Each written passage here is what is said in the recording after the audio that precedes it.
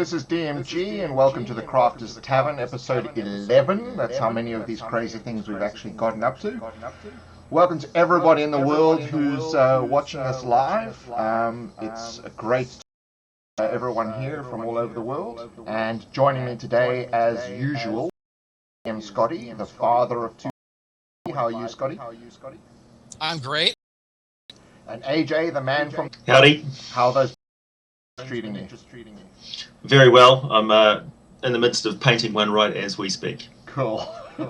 And also joining us today is Nerdarchist Ryan from the Lucky channel. How are you, Ryan?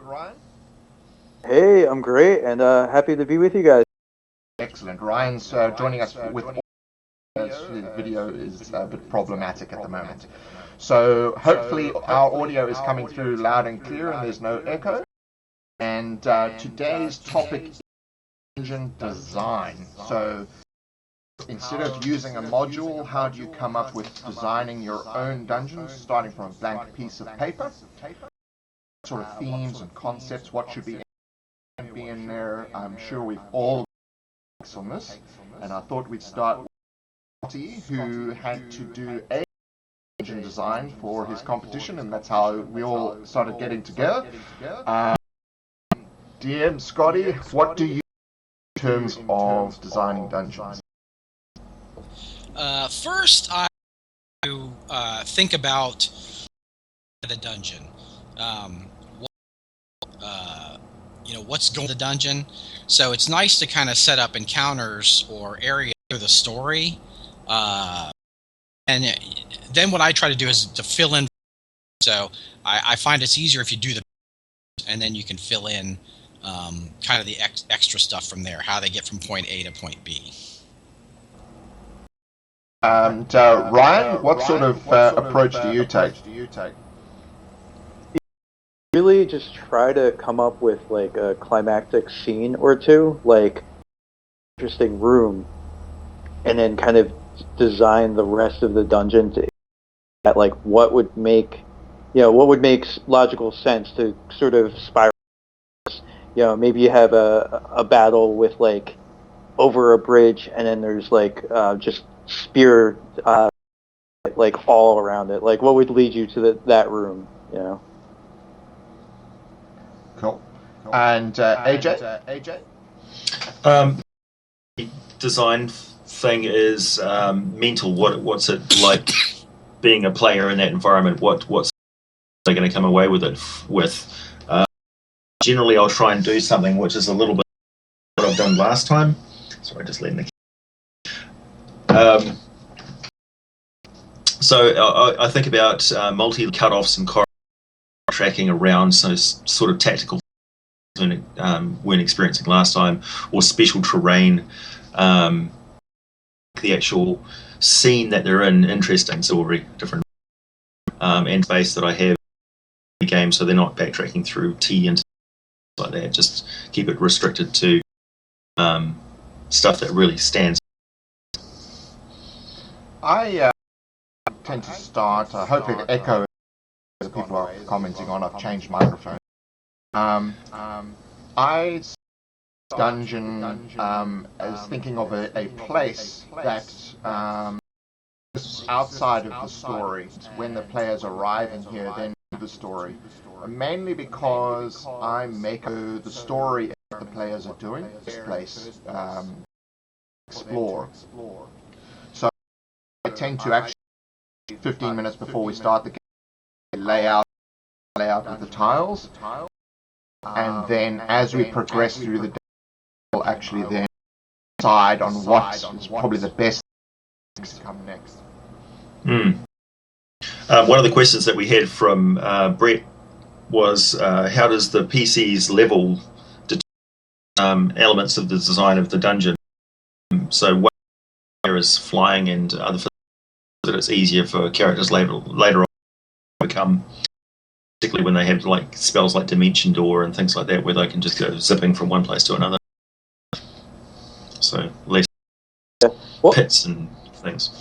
To say too, when you want to sort of play with the player's level, like you could have a weaker encounter have traps or something else that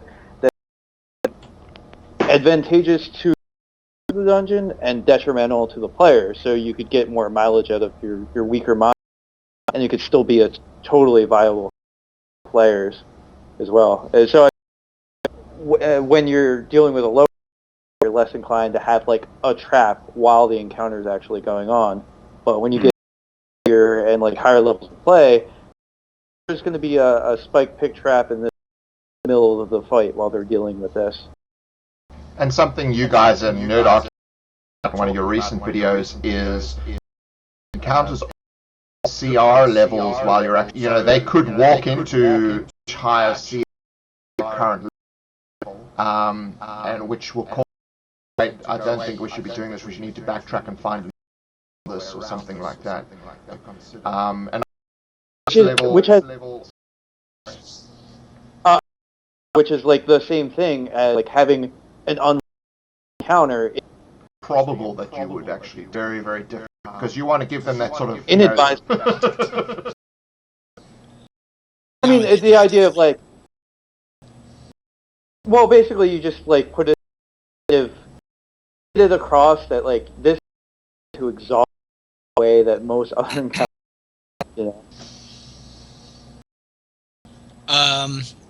Yeah. Have higher level. One thing I like to do is really, we were talking about taking the levels of the party into account, also take the classes and skills. It's to make, to shine the light on a particular character, their teammates, or because they have some, and they get to shine. It's really, players shining up, they'll take it, but, not, if situations that make their in the dungeon. So, Scotty, actually, the first videos I shot for Nerdarchist about rewarding player choice, and like it's idea. Whereas on the one hand, a rogue like disarming all these on again and again with traps. Right. Like, what fun is that? On the fly, you'd want to, if you don't want to have a trap full of traps that just beats the party down. You can, that's the great thing about DMing. Like Garth said, you can just out. He does a lot of stuff on the fly. I mean, it's easy to do the same thing. If you have a published adventure, you can just change it up. You're the DM, GM. Absolutely. I mean, it's a very fluid system that. Afraid to pull out the traps if it is a rogue has died or something like that. Right. But a lot of people will start to throw in puzzles, and you should. I think it goes back to, I believe, of puzzles. There's mechanical puzzles. There's a whole bunch of on the floor, and you've got to put them in the right order. There's 25 different combinations. That's a mechanical puzzle. Then you've got an which is you've got a chasm in and you can't see any way. That's an organic puzzle. The players now need to solve with skill and with trying to find alternate routes and things like that. So I prefer to include organic puzzles into. So that's where all will come in. There might be a strange wall or something like that. It gives clues to something later. And if you are going to do a mechanical puzzle, it must be something that's difficult to solve. Because it's just, and if you want to consider, you need to make so that it's game down. Sorry.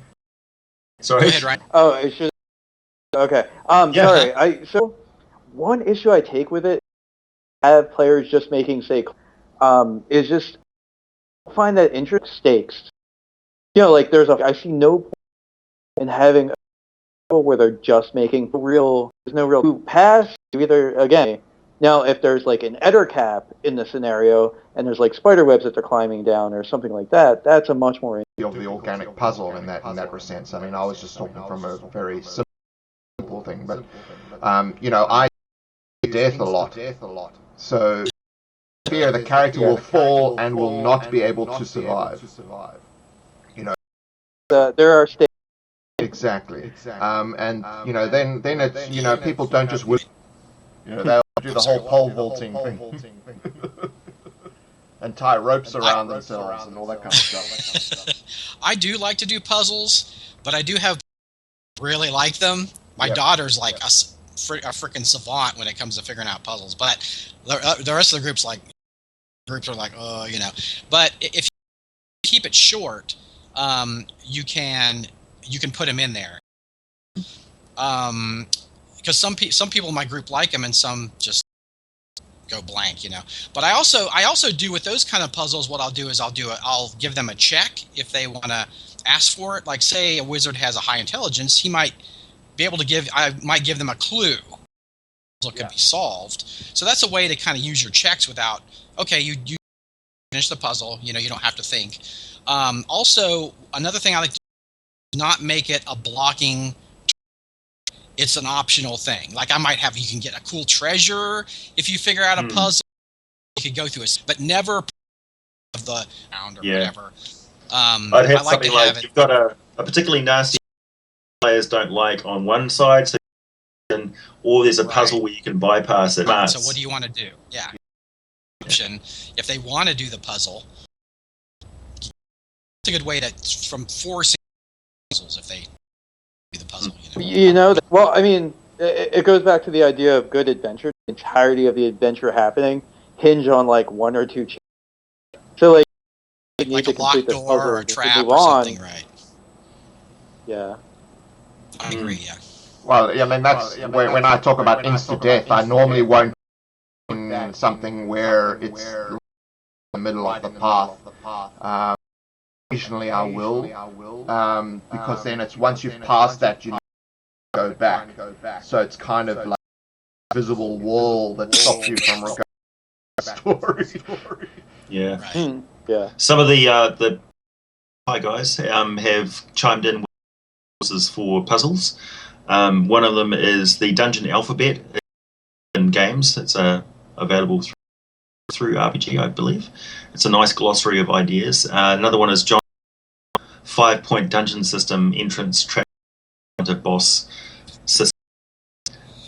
So yeah, there are lots of Mr. Johnny's puzzle and trap book, which is a really good read as well for making puzzles where you have to figure out and bring them together. Yeah, that is pretty nice. Mm-hmm.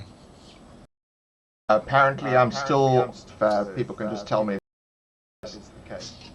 Hang on, I'll just listen to you. What we also built this dungeon and so, you know, that leads itself to like, why on earth is this place here in the first place? What is it built for? Why does it even exist? Yeah. Ecology too. Somebody else mentioned that earlier on. It's a little bit of an eco as bad as it was. If you're in a fantastic in a dungeon, you don't really have to worry about real world biology and things, but it should be a consideration for the immersion that players have. Like, for instance, a minotaur is going to have something to eat, unless it's got some sort of, you know, you can have undead and supernatural creatures survive on something else, but other things are going to need something to eat. And so maybe just have some mold or mildew or something gnaw off rocks, or glowing is always great for making the environment easier to navigate. And people don't trust fungus because they don't know it, so spores and things, and they think they're going to hallucinate, and yeah, you can have some real cool background scenery. Always ask the same question that I ask about: where do they go to the toilet? Yeah, exactly. You know, like the easiest dungeon ecology to do is just make the dungeon full of constructs. There we go. I don't have to worry about anything. These like they don't eat. They don't go to the toilet. It's just that unicorn that's been stuck behind the door for 1,000 years without any food. Yeah, it's an undead unicorn. It's now an undead unicorn. The DMG made a good point about, you know, like not only the ecology, why this place was made, like why was, and you can really give a lot of just from thinking about that for a little bit, about thinking about why it was made. The remnants, the architecture, what's left in this place, that kind of thing. It really gives a lot of flavor to just kind of a feature of a dungeon, So, especially too, like you could have the thing where the dungeon is the original inhabitants, but then you could also have the thing where it's more monster layer, and sometimes there could be that like it's living in the form of society, and so you can drop little Easter eggs about your world's sort of rich in the ruins that this, Interrupt this, bro. Yeah. Somebody was mentioning a trash heap from gnolls or other sort of places like goblins or orcs that come in. Trash heaps can be an incredibly rich background history. If you let your player searching through the trash is going to bring things that from their investigations might lead to other clues or things further. So if they find lots of particularly dark elf and bones in the lair, then it might clue there's elves deeper down in the dungeon or things like that, or bits and pieces from really powerful adventurers that there's no way these goblins could have beaten themselves. Maybe they just scavenged the bodies of some adventurers further down the dungeon and there's a dragon or something down there. That sort of stuff. Or dragon scales and cast off bits and pieces of other monsters. Well, it's like also, what was this thing before that has now changed? So, like, for instance, Smaug has taken hold of the Dwarven fortress in Lord of the Rings. One thing, and now it's another. Interesting, because now you can mix and match different themes. It used to be a holy place, and now it's filled with undead. It's got the taint of vampires. Which is always cool. Yeah. Right. Yeah, and Lord of the Rings is the perfect example. Balrogs and Minas Tirith, Moria, for instance. Yeah. Right. And you can have like nice surprises from the history of the dungeon too. Like I ran one where there were wizards. It was a castle that was protecting an area, and there were wizards that were guarding an ancient evil and using their magic to contain it. But they also would use magic in the fort. Like there was a heating system, a magical furnace that was a heating system, and they had like, little small actually crawl in the old heating system, crawl to different rooms and areas. I had a area that was like a cistern that had the characters went in there like, oh crap, they thought there was something in the water because of goblin dead bodies. Well, the thing had killed them. It was actually a water that the wizards had made, and it would bring water to the out of this pool, a cistern, inhabitants of the castle. Well, it was protecting its area, so it was killing goblins. It wasn't dangerous. Once they found out, that what the mission they were on, the elemental actually helped them and gave them information and stuff. So you can really throw the kind of surprises that work into the background, what the place was before. So it can be a lot of fun. I had a dungeon once which was a necro area for some necromancer guest type people. The rock was constantly crawling with undead on the outside, so going outside was kind of an on through a portal, and it turns out that the flagstones that they were standing on were actually supported by skeletons underneath that had been holding these things up for years, and that library was just severed heads that would talk, that they'd been reading just before they were. It was grim and grisly, and had lots of really good atmosphere in it, and a perfect example of worry about the ecology because everything in there is dead. But atmosphere, that's great, yeah. Yeah. Tying into atmosphere is, what's happening on the level at the time. So if you look at the Tavern, the second level is everything's collapsing. At the third level, everything's underwater, or there's pouring through it. The third level is more segmented into two separate sections, and the fifth level is actually a maze. So all these sort of things is you can actually apply a theme over the dungeon so that the dungeon feels like things are constantly happening in it. You may want to have things that are basically chasing or trying to push the party into a certain direction. So you may have a horde of beasts or something that are slowly closing. I've used in a couple of adventures as having little flips, kind of like in Aliens, when you detect where the aliens are, but you don't know whether they're above or below or whatever, and you just see these marks on the map kind of moving towards or away from, to figure out where they got to go, but they don't know what's ahead, so they don't know if it's a left or a right turn ahead, so they got to, the time constraint to it, so that really pushes ahead.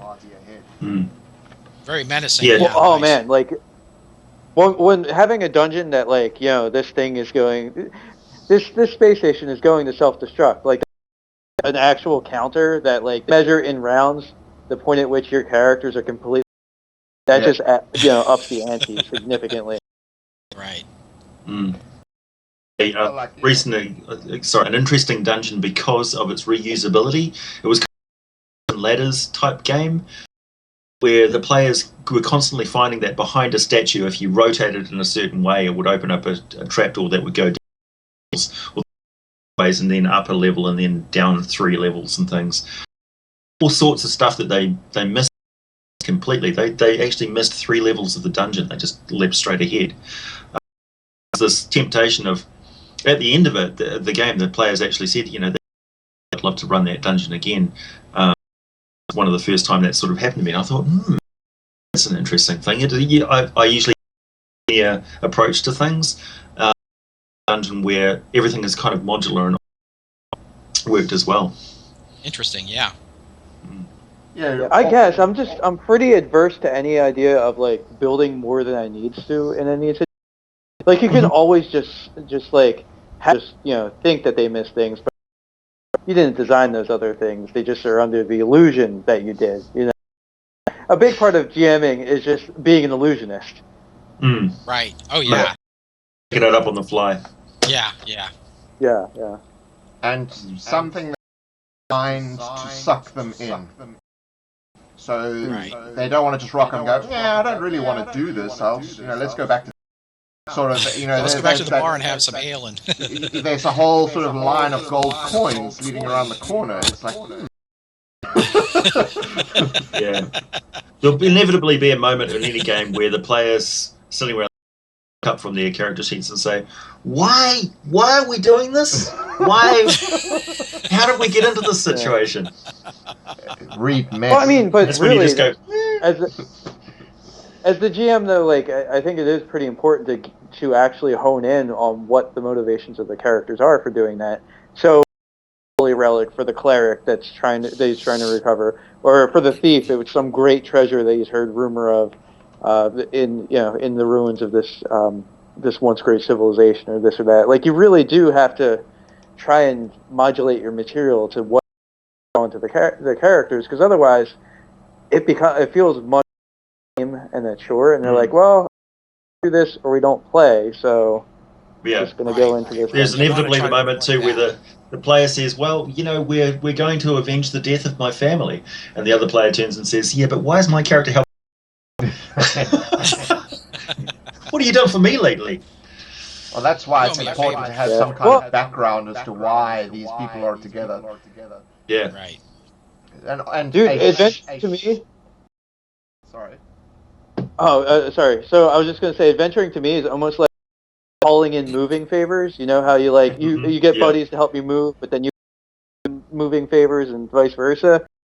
Adventuring to me is kind of like that whole thing. It's like you avenge the death of your mother, so I help this other guy find this relic. Just calling it moving favors. I like the second Conan movie because he just shows up and it's about to get eaten by some cannibals, and he just bops things. I need you, and the wizard goes, "I'm yours." It's just explains it all, and he's freed that person, and they become his adventuring party. So, and Conan has a choice. Does the party have a choice? And if the players believe characters in the story have a choice, then it can be a bit of a disaster. Yeah. There's always the evil Thieves Guild has said basically, if you don't do this, then I will have you hunt down and kill. So it'll lead to great stories. Yeah. Right. Well, I mean, it comes back to the GM being the master illusionist. Yeah. You basically you have multiple this choice as opposed to this other, but really it steered them into doing them to do anyway. Mm. Scotty? There's all kinds of dungeon layers and all kinds of stuff, and there's nothing wrong. I mean, if you're, I find that kind of stuff is a great place to start. If you're, I'm never ever happy with a module. Like I don't get a module and I run it 100%. This is it from start. Never have, never will. I am never ever happy with it, and tweak it or even add stuff that wasn't in it or take stuff out. But it's really a great place to start for someone that's just having a problem coming up with an original idea or something. And you could use a published module and start your campaign and then play off of that. Do your own material after that if you wanted, or just get another module and make it somehow fit to the next one. So don't be afraid to and I can't think of anything. I've got a total block. Those modules can really help you spark your imagination. I think to learn the ropes, you need to learn the tropes. Right. Yes, there you go. That's great. Yeah, good luck, GM. An obsessive fan of sci-fi and fantasy movies. And we love those tropes. We love them. You meet in a tavern. Yes. You're Yeah. Regarding characters knowing each other and having an adventure together, slightly off the topic of dungeon design, but hey, Traveller. The Traveller was really, you would roll your character's history sort of thing in the process of creating the character. That involved players as well. So in the new 5th edition of Dungeons and Dragons, they have backgrounds and things, and you can easily together give them a sort of a team bonus, which makes sense for their character. Caravan for a couple of years, or if your character's a pirate and another person was rescued from a slave ship, a natural reason for being together and out in character. Absolutely, and that's key to the actual, because this is all about a story. It's not a dungeon as such. The dungeon is the world, really. And what we're talking about is a storytelling method. You can have things like, we're trained by this person in your acolyte background. The abbot from the temple that you trained in has been captured into a place. They're not killing him because they want to ransom the local villagers for food. Yeah. So there's a natural reason for going there. The abbot is particularly good at, by the way, your character's got a cursed item that was a gift from his father, etc. You just sort of tie it together. And things like, got this great magic weapon and you've used it for 1 or 2 sessions and then someone damn thing. Yeah. And now you've got to sit down. Yeah. Oh, stealing your party's treasure or items is a guaranteed way for them to go hunt down the fuckers. Yeah, we want blood. They want blood. DM, give us the... Yeah. I'll go into any dungeon. You will never upset your players more than doing that. Yeah. I'm not sure about my adventuring party friends, but I'll follow my sword to hell and back. Right. Oh, they slaughtered that village. Oh, they took my sword. What? What?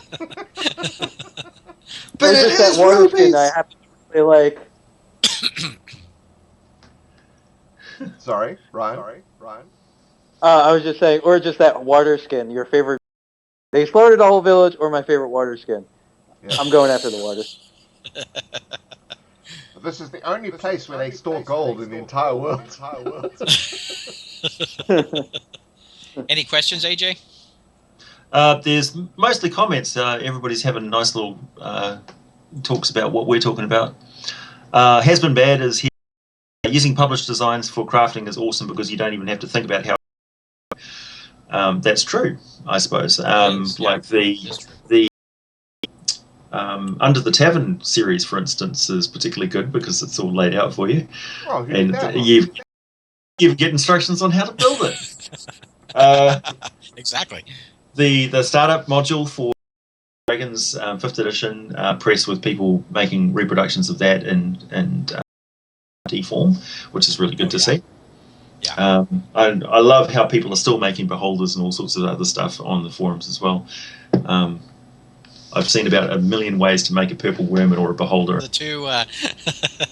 Yeah, I've never made a worm, believe it or not. I have some like toilet rolls and everything right on the purple worm thing, so. Yes, yes, finally. Alright, so obviously when you're designing a dungeon is the map itself. Should you create a map, and if you are going to create a map, sort of how detailed should this map be? The players be able to see the map? What do you think, Ryan? So, thanks for calling me. Makes it a little easier, but as I can't see you guys actually there, so you actually just like to what the rooms are, and then just give the distance of feet, unless I'm going to have a hallway or something like that. But even then, that could just block. But like the whole drawing out the entirety of the map, I don't think it's important, because really, like, where is the action to describe that? I mean, I don't get it, very heavy as a lot of you guys do with dungeon. It's just about where that scene is occurring to me. AJ? What was the question? should you draw? Should you show the players? I use the internet. I really use the internet a lot for getting maps. I'm cheat, and I'll grab whatever I find. Like one of the best maps I've found, I don't even know where I found it on. That one with all the chutes and ladders sort of stuff. Crazy stuff in it. And I took it all very literally. I like little drawings of stuff. Like I could run an adventure just based on the old Dungeon magazine. There was somebody who was doing cartoons of the classic, like Castle Ravenloft and all that sort of stuff. Nice. I could run dungeons just on those pictures alone. I don't necessarily need anything mapped out in squares and feet and inches and stuff, because I don't generally use those anyway. So I can do a map as a series of circles with just ideas jotted on them, because everything's going to be laid out on the table however it needs to be. If I need, like, we need a dungeon with a big room here because I want a big fight. I want lots of range in this one. I want creatures that can fly in and out of terrain and stuff. I want pools. I want difficult terrain. I want specialist terrain that gives bonuses or negatives and things. And I'll just make it up as the players don't necessarily. I've never actually had a player sit down at a table and map stuff. That's never happened. So, and quite often they don't backtrack a lot either. They go from start to finish, or they find alternate ways, or we go back out. They'll necessarily want to go back stuff. So I repeat a lot of stuff.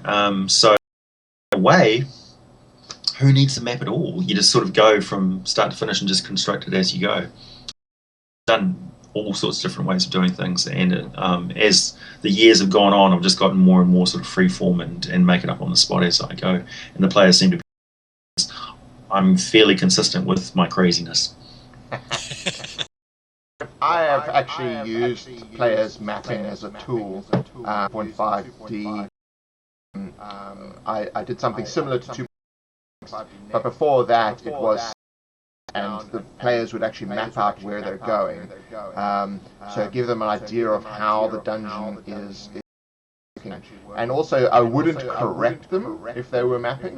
So if they started mapping it incorrectly, they'd start to get lost, which is a useful tool.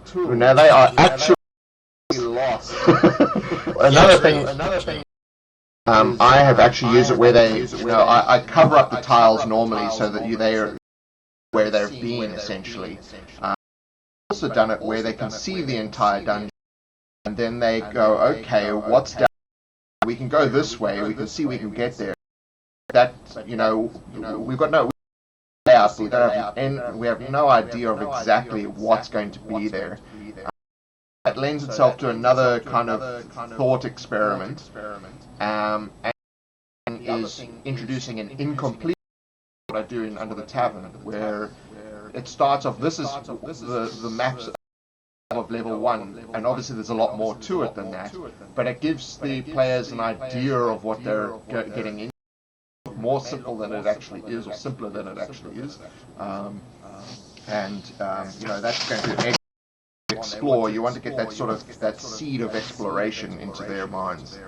Right. One throw into my next my game where dungeons are involved is I'm going to have them following some goblins or something like that into a former dungeon, and they'll go down and it'll look like the area that the dwarves sort of stopped. They were midway through constructing this place, and they've got pickaxes and mining carts and things like that, and their walls are like, and then the goblins will go through constructed themselves, and the players are just going to sit there and, I'd imagine, go, I never would have thought to look there. The construction. Yeah, just the deviousness of goblins and kobolds. I love interrupted building this giant fortress. Yeah. Right. Like, picks up the hammer and he's like, what are you going to do with that? And he throws it at a support beam, and next thing you know, you've got a pile of rubble coming at you. I had another one where it was the goblins, they were the administrators, the bad guy. So they had like all the paperwork and all these like libraries just full of, where they were counting where the orcs should be, and how many metric tons of this they're going to need to build that evil stuff. Yeah. So they this, and of course it's not protected because who protect a whole bunch of goblins that are just keeping paperwork. They burn the whole place down. Right. Yeah, those goblin type guys on Harry Potter were great, because I thought, yeah, that's perfect. These huge chips on their shoulder in charge of all. It's like, sure, they're weak, but they can buy a troll. Yeah, exactly. And the other thing is our personal mission is to make everyone make dungeons, as opposed to long corridor room. I would actually like close together. Well, the compact dungeon though, like I would almost. The problem is if you have multiple encounters, rooms. Yep. If all the rooms are super. All the other things are being rounds of battle that are happening in the right, very. So I actually like the long corridor. Not all of the encounters into one. When you talk about the logic of a dungeon, I just feel like having everything, this room next to that room, these 3 encounters are going to become one mega encounter because they're right next to each other. Lay out your encounters so they're portable distance. Yeah. Right. You just have the adventuring party is split up into the other room, and I was like, sorry, you can't hear you. Door away. No, I from a perspective of, if you out there a new evil, you're not going to be wanting to pay tons and tons of money to these goblins in place because they want to build these corridors and then a room. You're evil.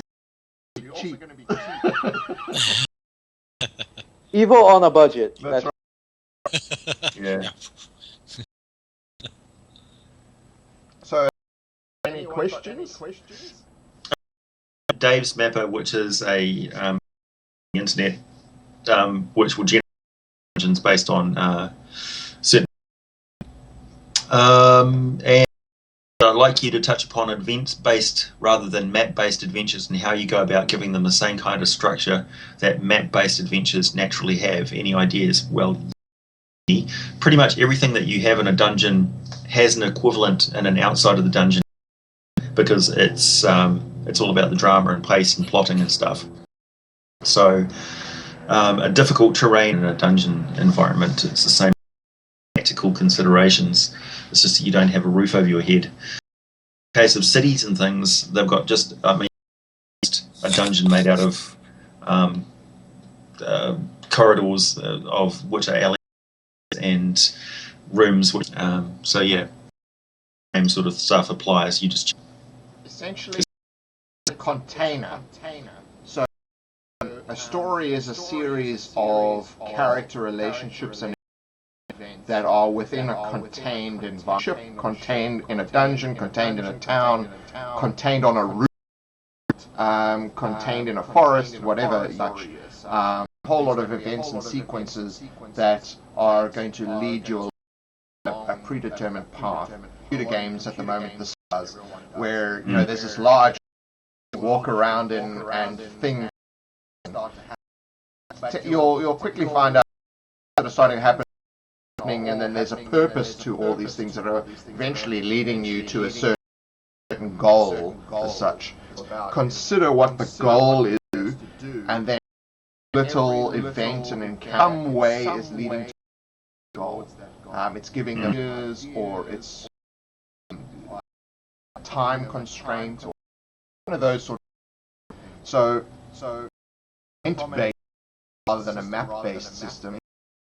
Are what are the events that you're going to throw in there to move the story along? And if you look at the map, you want to add rooms and things in. The thing in those rooms are the events that are going to help push the story forward. Yep. Try and avoid a room with 2 goblins in it. Yep. And a small box of coins. I love those rooms. They've gotten away with a lot of ongoing conditions, and they cover after a couple of short rests of D&D have got a kind of contention with this, and was really bad for it. It was lousy with buffs and good times. So it was very hard to give on the trail, which would wear them by the time they got to their objective, tuck it out. They've got a limit with of days and things having to have recovery. It only sort of works in a moment. If you've got a dungeon sort of adventure days, you can wear them down a little bit. Again, with those big encounters, I think they've sort of skipped over it. And the specific stuff, I think. Yeah. So with that, I like the idea of ingesting food based by kind of harrying but not very strong opponents like hill tribes and things like that. Really have much of a threat fight, but if they're laying for you or trying to harry you by down or misdirect you, cut down trees across your path, set forest fires that you have to avoid, you like a herd, it can be quite dangerous. Gnolls sort of thing. And, a lot of them. That aside, I was just going to SPAC, so it's like every time they stop, there's another small encounter. So, you keep out of attrition if they try and stop. I had a glowing starfish, a land-based bizarre adventure of mine that was a terrifying leap until you started to rest, sneak up and try. Being hunted by these things is terrifying. That sort of thing. And also the delicious ooze with another.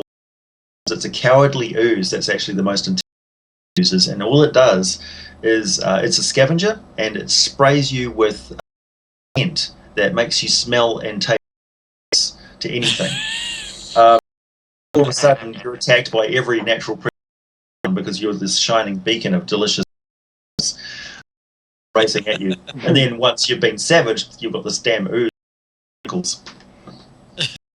That's pretty brilliant. And I could an illusionary effect that's whatever's most appealing race, it's just like the most, it's the other.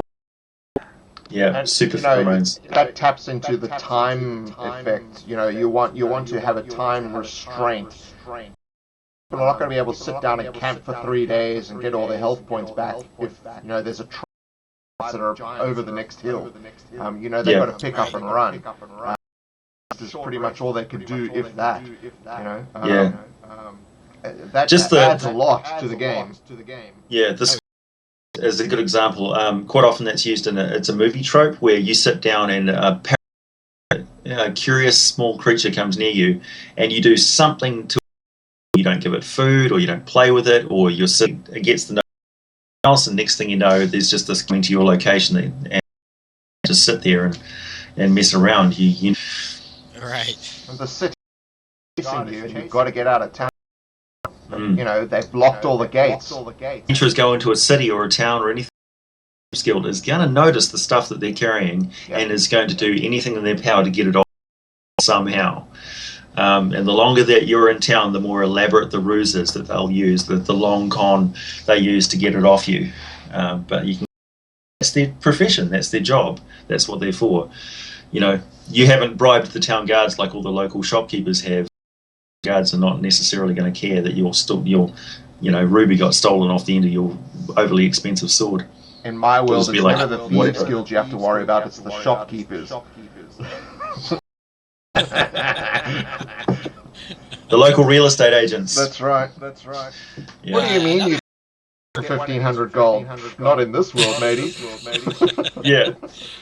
Another thing to consider with dungeon design is, the larger dungeons are going to be harder to explore all at once. You know what I'm saying? So they may have to rest. They may delve a certain amount and then rest or whatever. So if you think of the dungeon as or that the things react, thinking about how the enemies are reacting to the incursion in their territory.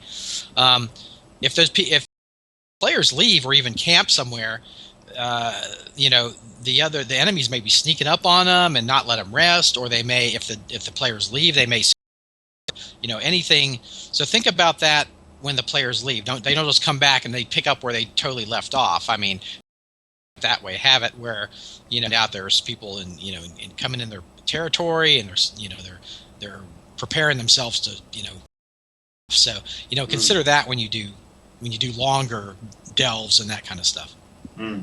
Yeah, another idea of that whole the dungeon as a living environment is bolt holes.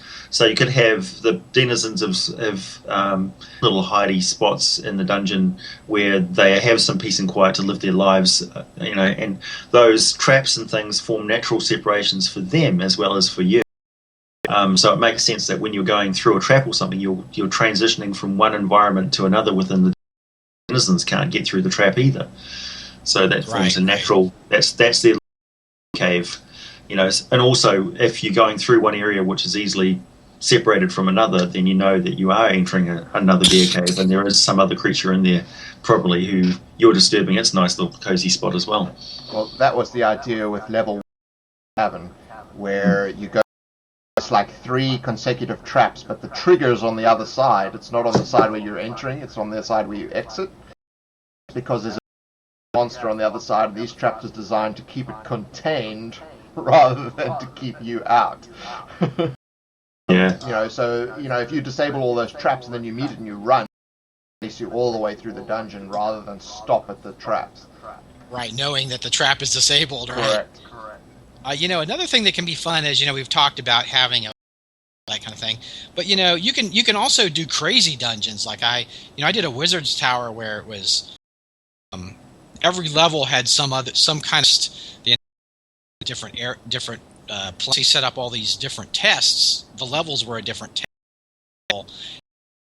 I actually had where they could get it, depending on how many tests they completed, they could get have a deck of many things, which was kind of fun. But anyways, like I had one that was a puzzle. I had one that was like mystery, where they were like they had to decide who murdered the village. I had one that was like a standoff where they have a fortress and there's enemies, and there's like there's someone in the fortress working against the people, and so I had one like that. And I had what else did I have? I had a puzzle. I had one where they had to fight their mirror image elves. So all those kind of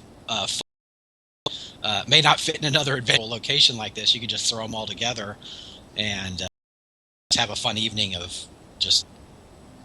Yeah, I used to play with a DM who he would design these rooms, and we would do like 5 to 10 rooms in it. Every room was completely different to do with the previous rooms, and there were no corridors in between. So it was like Right. these elaborate setups that he would do in sort of game. It was more like intense puzzle solving and combat and psychological torture. Right. And then he found vampires, so then he decided no, it's not the vampire now. Well, we hit it up on It makes 55. sense, but it can be fun to do a magical, kind of crazy magical dungeon. Hit it up on 55 minutes, and I think we've actually lost Ryan. Ryan, are you still there? Oh no, I'm here. I was just enjoying listening to you guys talk. Yeah, Okay. I felt like I was rambling too much in the beginning. No. Well, You're a special guest. You can ramble as much as you want. what I must mention. Oh man, don't let that go. What I must mention is, Ryan is on the Nerdarchy channel with Dave, and they have a new part of their show which is called GM911. And if you're having a problem with designing a dungeon or encounters or anything like that, you send them a message on their channel, and they will get to solving your problem for you and give a whole bunch of other people who know how to solve it. So it's a very right. Yeah. 1980 DMs was forced underground by crimes they did not commit. If you have a problem, if you don't, perhaps they can help you. Right. Yeah, there you go. There's plenty of. They talk about different monsters, classes, and different rules. D&D 5th edition. So great channel. I urge you. Obviously, there's our channels. I'm the DMGinfo. A subscription, seeing as I need to rebuild. DMScotty from the DMG everyone knows, and AJ from AJ Mighty Glue Stick, who is now starting a series on painting all his. So that should be to check out. All the links are in the description below this video. Thank you very much from all over the world. Sorted out the echo. The mic I thought I changed didn't change, so I've changed it now, and so hopefully this will let me test it. Everyone, all morning or afternoon, and we're just going to say button. Everybody would say excellent. All right. See ya. Take care, all. See ya. Stay nerdy, guys.